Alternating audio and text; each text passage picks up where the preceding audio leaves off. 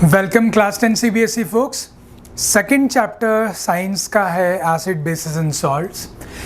Important chapter है and it's very much related to the other chapters.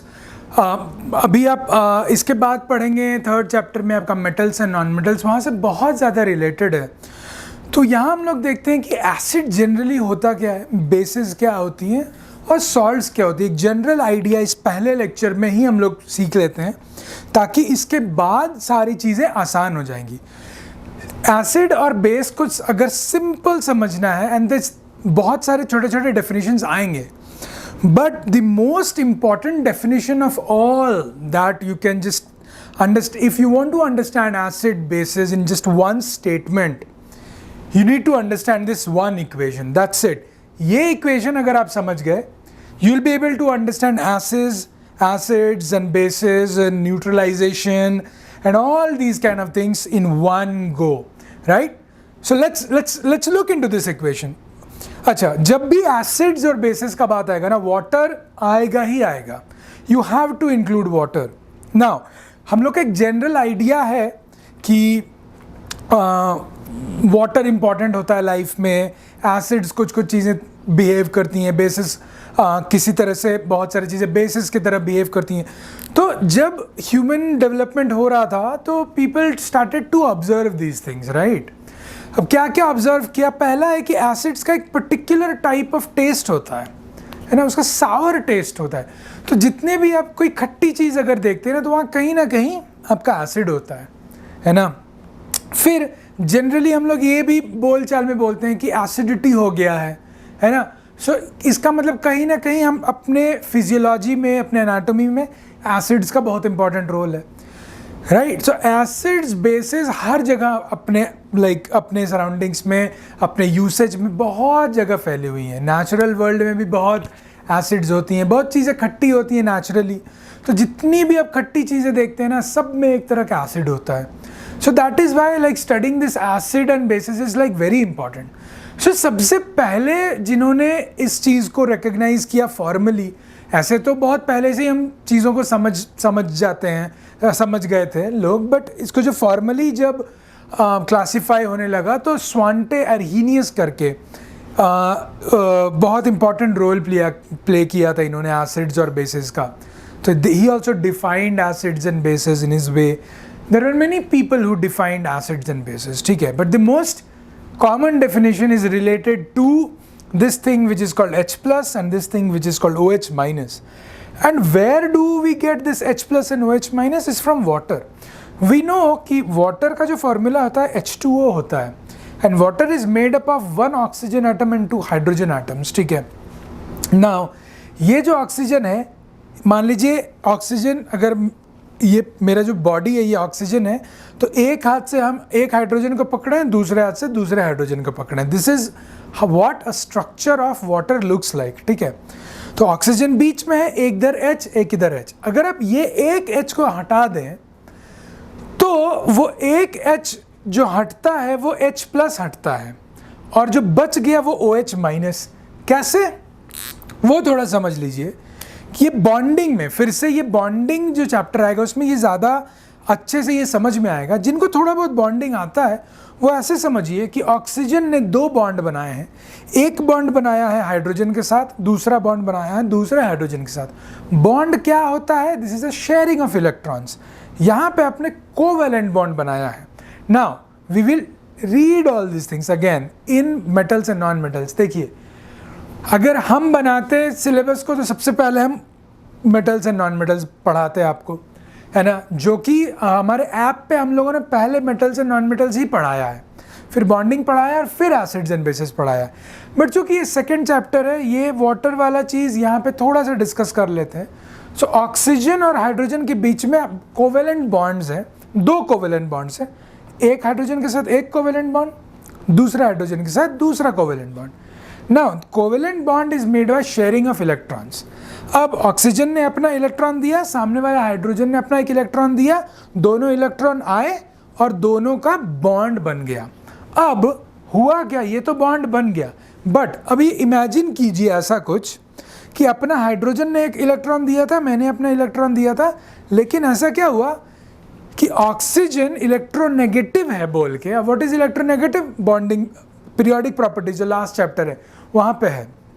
All these things will like come together, right, when we are done with this class 10 everything will come together, सब कुछ inter related है.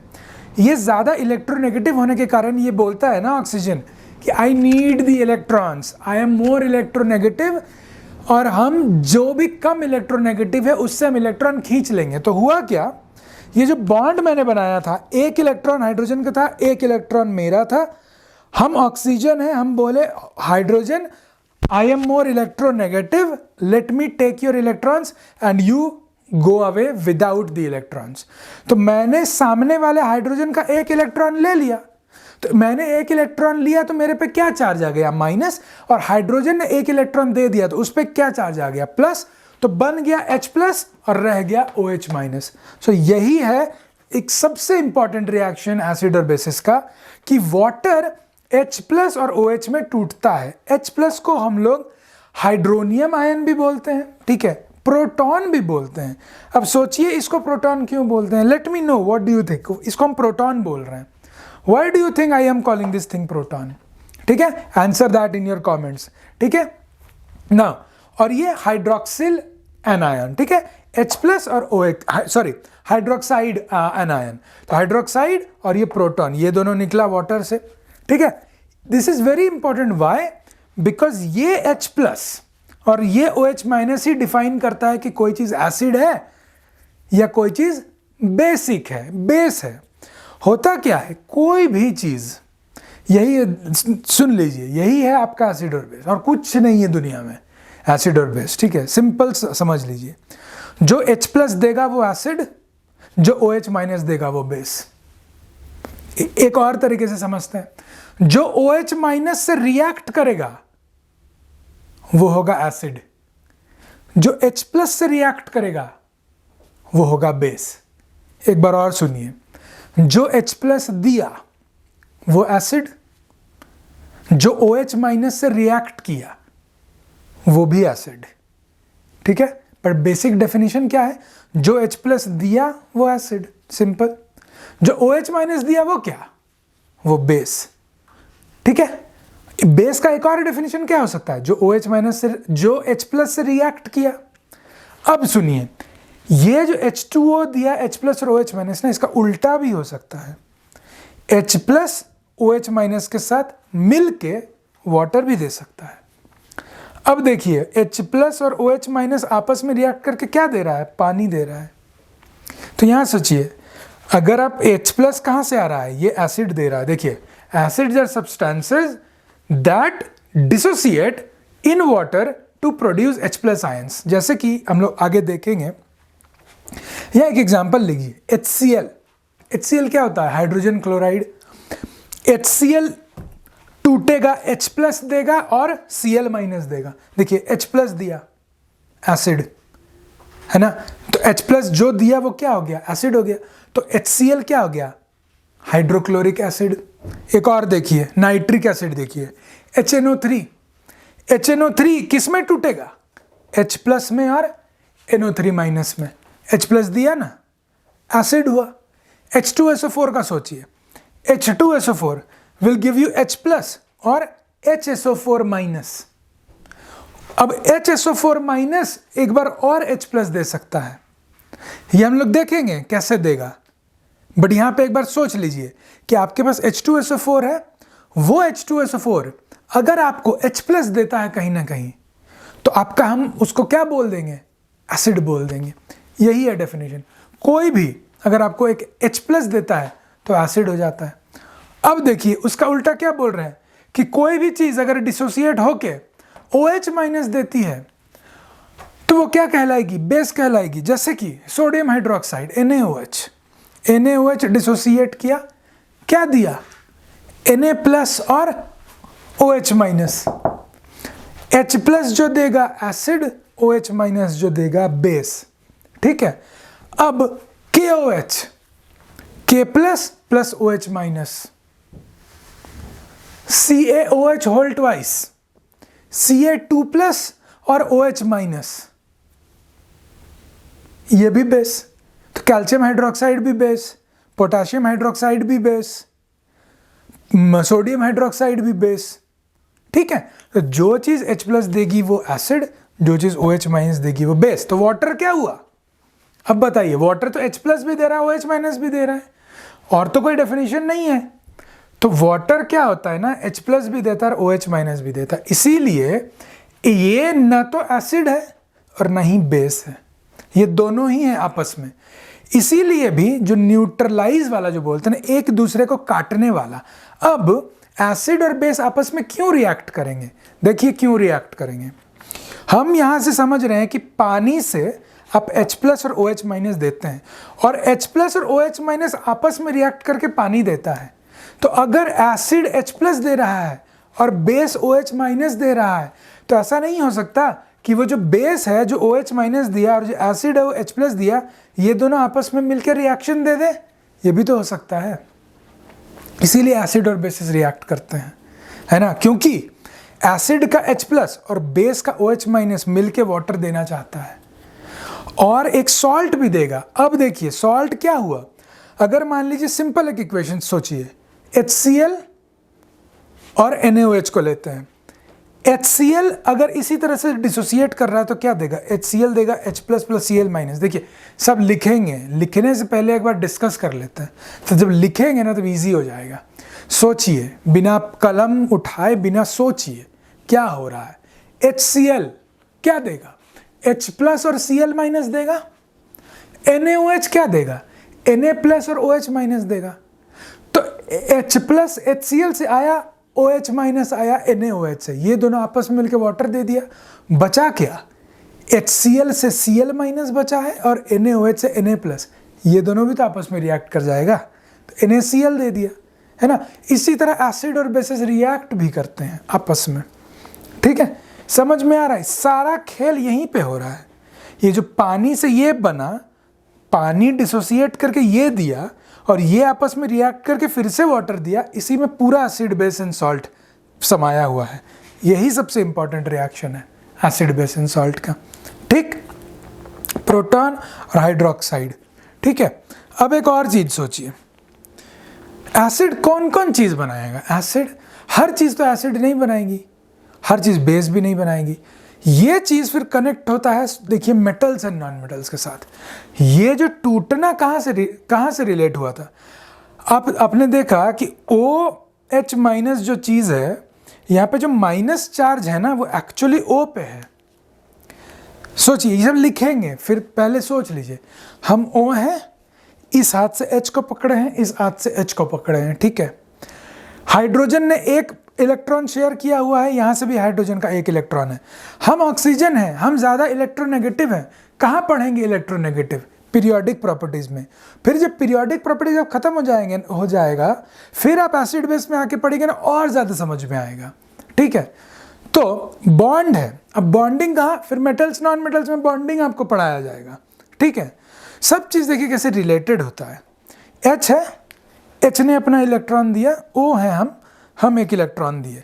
मेरे outer most shell में कितने electrons हैं, 6 electrons हैं। कैसे पता चला, इलेक्ट्रॉनिक कन्फिग्रेशंस है। Electronic configuration, periodic properties. ठीक है, मेरा जो एटॉमिक नंबर है वो है 8, ऑक्सीजन का एटॉमिक नंबर है 8, तो इसका जो इलेक्ट्रॉनिक कन्फिग्रेशन है 2k शेल में और 6l शेल में। n जो फर्स्ट शेल है उसमें 2, सेकेंड शेल में 6। ऑक्टेट रूल यहाँ पे आ जाएगा। कहाँ से ऑक्टेट रूल, फिर बॉन्डिंग आ गया, कोवेलेंट बॉन्ड। ऑक्सीजन है हमको 8 इलेक्ट्रॉन चाहिए, ऑक्टेट रूल होता है ना, वो भी बॉन्डिंग में पढ़ेंगे। तो यहाँ जान के रखिए, ऑक्सीजन को 8 इलेक्ट्रॉन चाहिए, कहाँ से लेगा, शेयर करेगा हाइड्रोजन के साथ। हाइड्रोजन आया अपना 1 इलेक्ट्रॉन लेके, हम गए अपना 1 इलेक्ट्रॉन लेके, एक शेयर किए, तो मेरे पास 6 था, एक जो शेयर किया 7 हो गया। अब इधर देखिए, एक दूसरा हाइड्रोजन आया, उसके पास भी 1 है, तो इसके साथ भी शेयर कर लिए, तो मेरा तो ऑक्टेट खत्म हो गया। 6 था मेरे पास आउटर मोस्ट में, 1 इधर से लिया, 1 इधर से लिया, 8 हो गया। अब अगर हम ज़्यादा इलेक्ट्रोनेगेटिव हैं, इलेक्ट्रोनेगेटिव मतलब इलेक्ट्रॉन लेने का क्षमता, जो बॉन्ड होता है ना, उस बॉन्ड में हम कितना इलेक्ट्रॉन को अपनी तरफ खींच पा रहे हैं, यही इलेक्ट्रोनेगेटिव होता है। ऑक्सीजन काफ़ी इलेक्ट्रोनेगेटिव है, सेकेंड मोस्ट इलेक्ट्रोनेगेटिव एलिमेंट है। तो खींच लेगा अपनी तरफ इलेक्ट्रॉन, खींच लिया। हाइड्रोजन उतना इलेक्ट्रोनेगेटिव नहीं है, तो हाइड्रोजन को बोलेगा बेटा तुम निकलो, हम तुम्हारा इलेक्ट्रॉन ले लेते हैं। तो ऑक्सीजन क्या किया ना, हाइड्रोजन का एक इलेक्ट्रॉन ले लिया, तो ऑक्सीजन पे क्या चार्ज आ गया, इलेक्ट्रॉन लेने के वजह से माइनस, एक इलेक्ट्रॉन एक्स्ट्रा ले लिया, शेयर तो नहीं हुआ, पूरी हड़प लिया, माइनस आ गया। H के पास एक इलेक्ट्रॉन था, उसको देना पड़ गया, उस पर पॉजिटिव चार्ज आ गया। तो यहाँ पे तो H पे पॉजिटिव चार्ज है, लेकिन यहाँ पे O पे नेगेटिव है, H पे नेगेटिव नहीं है, ये दिमाग में रखिए। ये सब सारी चीज़ बॉन्डिंग में हम लोग पढ़ेंगे। अब देखिए कि हर चीज़ एसिड नहीं बनाएगी। अभी जब मेटल्स और नॉन मेटल्स में देखेंगे ना, जो चीज़ें मेटालिक होती हैं वो सब जनरली जब ऑक्साइड्स या हाइड्रोक्साइड्स बनाएंगी ना, वो बेस बनाएंगी। जैसे पोटाशियम, सोडियम, कैल्शियम, जितना भी ये सब चीज़ है वो सारा आपका देखिए बेस बना रहा है। और नॉन मेटल्स का जब द राइट साइड जितना रहिएगा ना पीरियोडिक टेबल, अगर ये पीरियोडिक टेबल है तो जितना आप इधर लेफ्ट साइड में रहिएगा पीरियोडिक टेबल की, जिधर मेटल्स है, पूरा बेस वाला चीज़ बन रहा है, यहाँ से सारा बेसेस निकल रहे हैं यहाँ से। और इधर नॉन मेटल्स की तरफ आइए, सल्फर आइए, क्लोरीन आइए, नाइट्रोजन आइए, नॉन मेटल्स, उनके जब ऑक्साइड्स आप बनाएंगे ना, वो सारा का सारा आपका क्या बन रहा है, एसिडिक नेचर का ऑक्साइड सब बन रहा है ना। तो मेटल्स जब ऑक्साइड्स या हाइड्रोक्साइड्स इस तरह का बनाएगा, ये बेस बनाएगा। नॉन मेटल्स जब ऑक्साइड्स वगैरह बनाएगा तो ये एसिड बनाएगा। इसीलिए मेटल्स और नॉन मेटल्स दोनों आपस में रिएक्ट भी करते हैं, बिकॉज एक का एसिडिक बिहेवियर आ जाता है, एक का इधर का एसिडिक बिहेवियर आता है नॉन मेटल्स का, इधर का मेटल्स का बेसिक बिहेवियर आता है, रिएक्ट करते हैं। अब क्यों रिएक्ट करते हैं हम लोग मेटल्स एंड नॉन मेटल्स, ज़्यादा डिटेल में पढ़ेंगे, है ना। बिकॉज आप मेटल्स जो है Na+ बनाएगा, लेकिन आप अगर क्लोरीन कभी Cl+ बहुत कम जनरली नहीं बनाता है ना। तो यही चीज़ है, ये कहाँ से आएगा, ये फिर बॉन्डिंग चला जाएगा, सब कनेक्टेड है। जब आप सब साथ में पढ़ लेंगे ना, तब सब कनेक्ट हो जाएगा, है ना। यहाँ पे आप बस इतना समझिए कि ये रिएक्शन होता है। H+ अगर दे रहा है कोई तो उसको एसिड कहलाया, अगर OH- कोई दे रहा है तो बेसिक कहलाया। यही है पूरा, लाइक जो गूढ़ जो है ना, जो कोर है वो यही है, ठीक है। So I hope you guys understood this. Let's move forward with some little more description about what types of acids do we see.